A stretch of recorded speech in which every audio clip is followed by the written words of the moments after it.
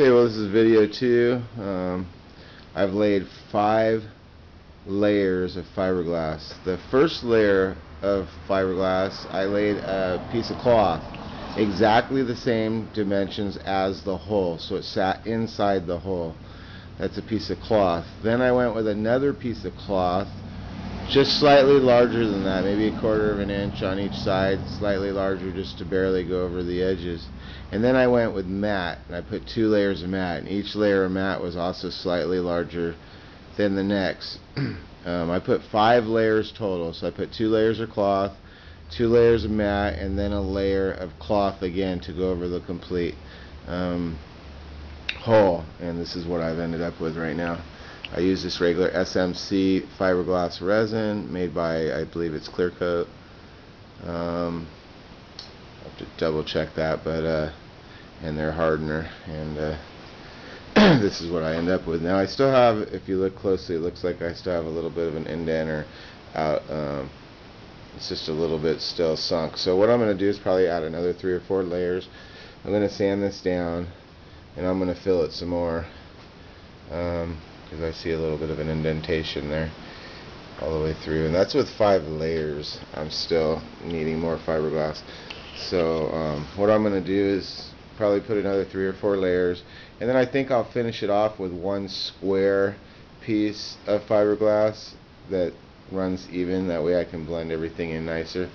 I didn't think about that when I did this, but I think we'll be fine. I'm just going to sand this down and start adding some more layers, and then I'll top it off. I think we'll use mat for the next few layers, and then we'll top it off with a piece of cloth again to finish it for the final layer, and that'll just be a square piece. I'll run it all the way down, like down this area here, the runner here on both sides, all the way up to the front here. So I think we can probably fit it in right down to here all the way, like this, 1 solid square piece, then run it across. That way I have something to blend it, and I'm not fighting it so much. But I'm really happy with the way it came out. It's nice and solid. So I mean, I could probably just sand it down and use it the way it is, but we'll try to blend it so that it runs better, because it's important, the whole designs on this, to keep everything in sync and flat, and so the water runs into the jet properly. Otherwise you get cavitation and things like that. So we'll go ahead and finish it and see where we end up. But that's where we're at now. This is a 96 ZXI 1100, and I bought it like this. Figure we'll throw some, we'll patch that, a little Bondo patch, Bondo glass. See if we can patch that. Let's see.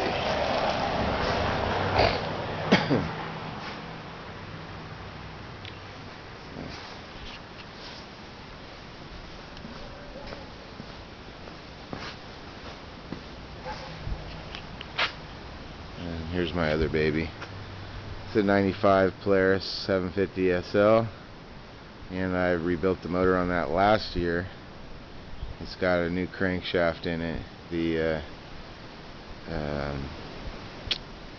well, I forget what they call it, but the crank was twisted.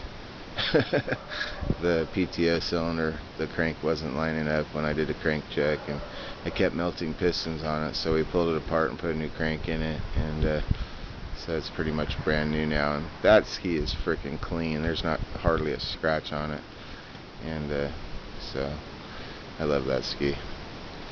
And this one's going to be faster, I think.